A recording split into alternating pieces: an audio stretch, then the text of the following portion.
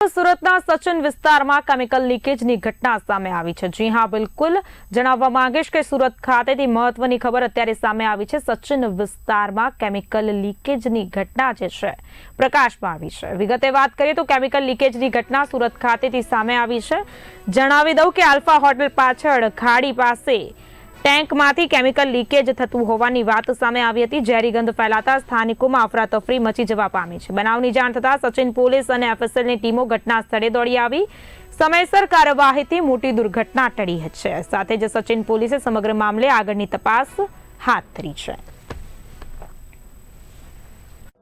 Sachin police station વિસ્તારમાં આજે Palsana highway આવેલો છે। એની આજુબાજુના વિસ્તારમાં બધા ઇન્ડસ્ટ્રીયલ ઝોન આવેલા છે। એમાંથી એક જગ્યામાં જે કહેવાય આજરોજ મીડિયા સૂત્રો દ્વારા એક માહિતી મળેલી હતી, જેમાં ખૂબ વિસ્તારમાં કહેવાય કે ભાઈ કોઈક કેમિકલ ટાઈપ ઢોળાયેલું છે અને એમાં વાસ મારે છે। જે હકીકત આધારે સચિન પોલીસ સ્ટાફ અત્યારે સ્થળ ઉપર પરીક્ષણ વિઝિટ માટે આવેલો છે।